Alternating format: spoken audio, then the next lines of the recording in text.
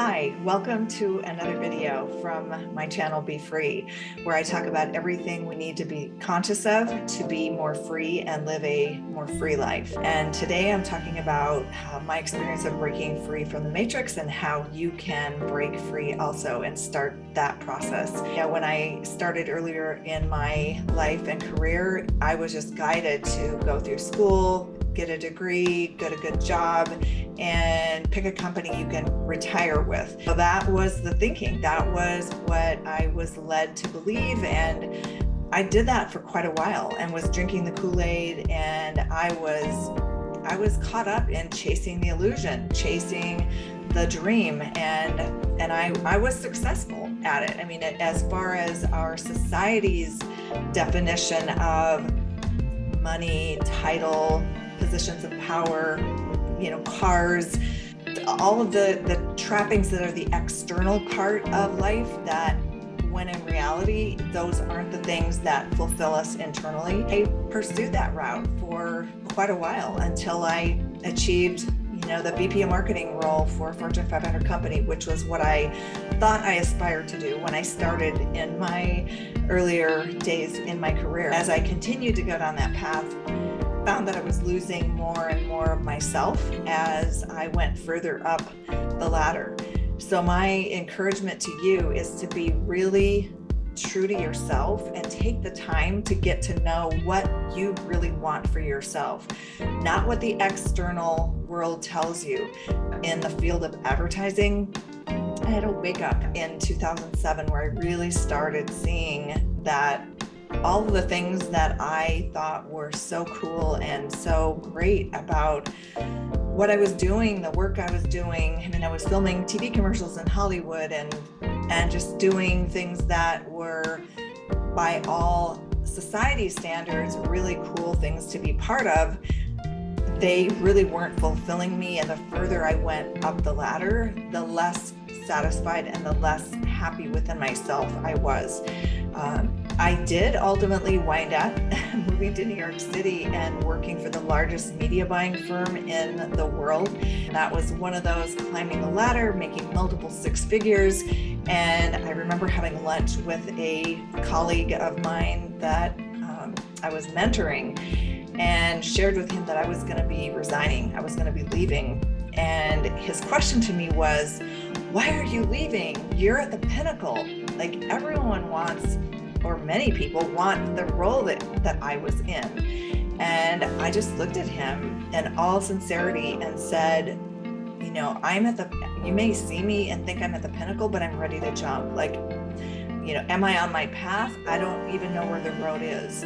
And the unfortunate thing is, in those executive roles, from my personal experience, the further you go, the more money you make, the more and I will say for myself, like, I spent money to make myself feel better, would, drink more than I don't drink at all now. Like, alcohol is not even part of my life. However, back in those days, that was one of the kind of normal things within the ad agency life. We lived the Mad Men life, and there was Tipsy Tuesday, Whiskey Wednesday, Thirsty Thursday, Beer Fridays, and then it was the weekend. And so it was a very common thing to take clients out, buy bottles of wine and lots of food, and that whole routine and that lifestyle separates, from my own experience, separates us as human beings from the more intrinsic values and qualities of being grounded and in tune with our more spiritual side. I mean, I have become, since leaving the agency world in 2015, much more grounded in my awareness of myself, my spiritual self, taking time to connect and ground within myself and get out in nature more. And obviously, when I left, I chose to start my own business because I remember walking from the bathroom back to my office one day, and I was so unhappy, just discontent within, even though I loved, like the people part of my work I always really enjoyed. And that was probably the best part of the job and the work. But I remember thinking, when is my sentence going to be up? Because I was that unhappy. I had also mentored a young gentleman from China who had come on an internship to the agency. And I remember taking him to lunch one day, and this was when I had first moved to New York. And I remember him asking me, why are there so many unhappy, wealthy people here in New York? And, it was one of those questions where the only answer there really is as people were pursuing more of the rat race, the money, the title, the positions, the power, and living in a cubicle nation, in a concrete jungle, it's very difficult to stay grounded and connected with yourself and just with what things really make you happy, let alone the hours that we would put in. It was not uncommon for people to work well into the night, on the weekends. It was a common occurrence.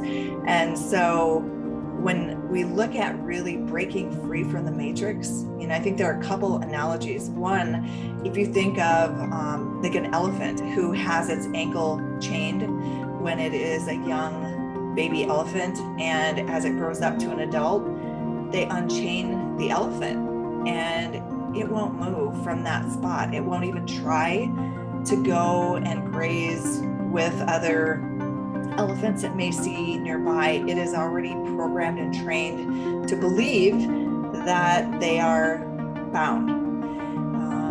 Human beings are the same way. And I will say that there's another study that was done on fleas, where they put a bunch of fleas in a container and they put a lid on it so they could only jump like 2 inches was the highest that they could jump in the container.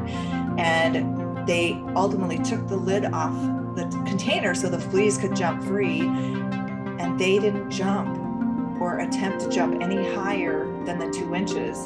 And the really crazy and tragic part is that as those fleas reproduced and had babies, and those little fleas grew up, they never tried to jump out of the container to experience anything outside of that plastic container that they were in. So I just look at us as human beings, and we are so programmed when we're so little. There's that saying, give me a child for the first 7 years and I'll show you the person they become, because the programming and things that we hear as little children shape how we progress through life. Whatever things we're being told as little children, we pick up from the people who are in our close proximity. So, our relationship to money, our perception of relationships, our understanding of what we're to do and not do. Like we, as young people, get rewarded for doing the things that our caregivers wanted us to do, and would be, punished or emotions withheld, or whatever the dynamics were of the situation you were in. We were encouraged to do those things that got us approval from the people that we cared about.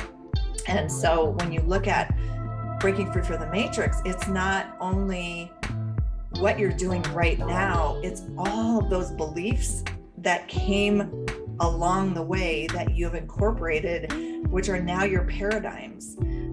Paradigms, a shift of paradigm, it's your beliefs, thoughts, habits, and how you view the world. So to break free from where you are, you have to step back and ask yourself, what do you really want for yourself?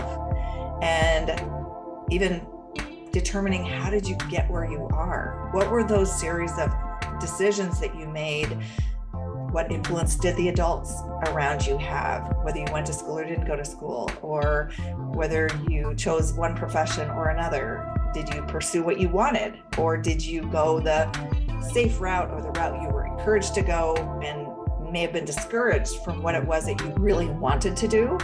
And so look at the decisions that we made and how we made those. What values were we using? What talk in our subconscious were we listening to when we chose to make those decisions?